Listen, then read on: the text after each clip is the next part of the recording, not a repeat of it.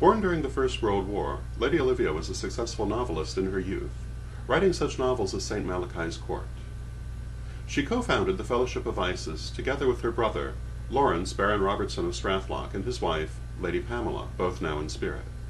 The Fellowship of Isis is dedicated to the feminine aspect of God, and is one of the world's largest goddess spirituality organizations. Today, at the age of 90, Lady Olivia continues to lead the fellowship with the energy and enthusiasm of a schoolgirl, which many people see as evidence of her connection to the divine feminine. I asked Lady Olivia in our interview how she felt about people regarding her as a living saint or even a living goddess, and her answer says a great deal about her. The last interview we did has been seen in a lot of places. Yeah, it was seen in Ireland. They were delighted, and in England. It really spreads your stuff. I was amazed, very pleased. So a lot of people will see this one, and what would you like to say to them, since they're listening to you at this moment? I'm going to say to them, don't believe this stuff that you'll just become part of a cosmic vegetable soup when you die. You survive death just the way you are. There is another life. I think that's the thing. So you don't have to go pin and tucking and trying to look young all the time. It's just silly. I mean, get old. You've got an ever-living soul and spirit. Next, don't demonize other people. Don't say, be spiteful. However much you dislike somebody, try and see the divine bit. Even one good thing, that they're good to their cat or feed the birds or something. You know, that's the best bit of advice I can believe in. Because I think that is Isis. That's what Isis. She goes wandering around looking for the bits of her husband that are scattered all over the place, which is a myth, really. Look for the hidden gold within everybody. That's wonderful. The central piece of the convention is the mystery play. Yes. And you created, brought through, facilitated all of these plays. Yes. And that must be an awesome process. Well, the thing is, I had to be inspired by the goddess, and my brother and I, the Rev Don Robertson, believed in everything was BC with us. We always went back to the old text, not what other people said, and I wanted to present the whole panorama of world religions through the liturgy and do my own input through oracles and various bits and pieces. And this one is about Nuit. I love this idea of the goddess Nuit, indigo-coloured lady with nothing on, covered with stars, and forming the Milky Way, and where it, you know, the bit it divides, there are two legs. Well, it's a lovely idea. And she has a twin sister called Naut, N-A-U-T, and she's the night sky, she has the moon. So first of all, it's interesting, Nuit is the day sky, so they knew there were stars at the day, and then her twin sister pops up later on, so it makes rather a round Earth. Beautiful. For people who are interested in the Fellowship of Isis liturgy and the mystery plays, what would you advise them in approaching them?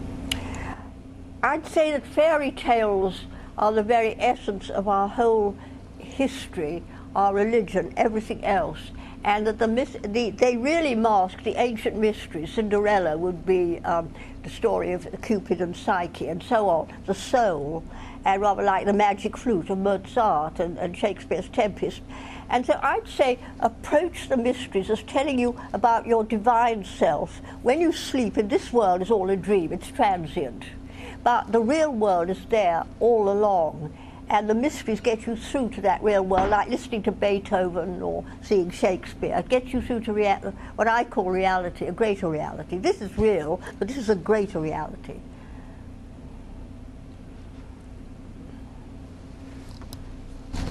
Did you have a good 90th birthday? I had a terrific time. I tell you why, it was very funny at Clonegal.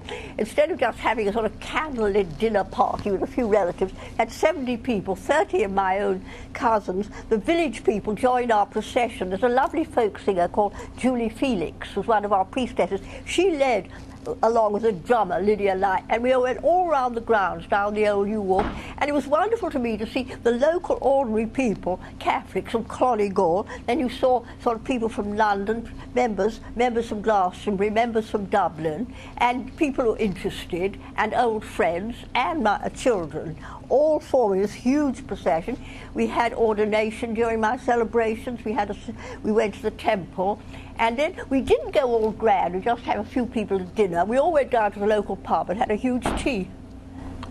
Sounds beautiful. Yeah, well, it's democratic. It was for my birthday, I shared with the goddess. I dedicated to her and to my niece, aged 25, who's half Indian, called Trisala, who was born like me on Friday the 13th.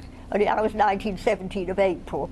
She was born Friday the 13th, much, much younger. Of all the different leaders of goddess spirituality and spiritual movements in general, you're one of the most revered by the members of your organization. Well, I'm getting a nice sort of psychic power coming to my head when you said that. Thanks a lot. Encouraging. Many people look at you as a living saint, and I just wonder how you deal with that. Well, you see, luckily I'm living with a perfectly skeptical, normal family, and any stuffing had been knocked out of me. Thank God, I had the most ferocious parents. You know, they were very fierce. I had a very tough family, and you know, the younger generation in the army and stuff, and all that business, it doesn't exist in their universe, you know what I mean? I do my own, look after my own things. I do my own washing, I sort of make up things, I'm not waited on, and I go for 2 or 3 mile walk a day, and I work, and live a perfectly normal life, thank heaven, so I don't get paranoia. I mean, it's so awful meeting all these Nefertitis. You just don't meet one Nefertiti. Cleopatra's, Queen Hatshepsut, they're all one of Henry VIII's wives. Why do they want to have their heads cut off? Because they were queens. Well, I'm not a queen, I don't go on like that. I'm not into queens. All saints, for that matter. I make one mistake a day. That's quite enough, I think, to disqualify me. I think that's probably exactly why you're so respected. Well, good. I like to be something good and something normal.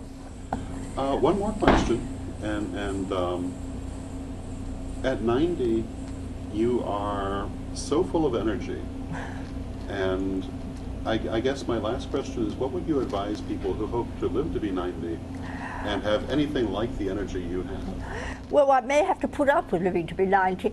Do you know, I invent a different reason every single time, but I think the best thing is to be happy now and not to go complaining, whining. Often when you get older, you know, people complain it wasn't like the good old days. They were awful old days. The people were poor and hungry. You know, to accept where you are. Where you are is real. There are greater realities, yes, but I would just suggest to be friendly. And not to make enemies, try and see other people's point of view, and above all, be happy. And I just am. And happy now, not tomorrow or yesterday, but now, I'd say. That's only an idea, though. Well, thank you so much.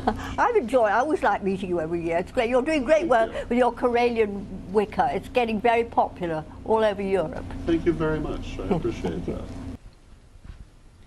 I hope that you've enjoyed our interview with the Honorable Olivia Robertson, and that you'll join us again next week for another episode of Living the Wiccan Life. Until then, this is Rev Don. May you blessed be.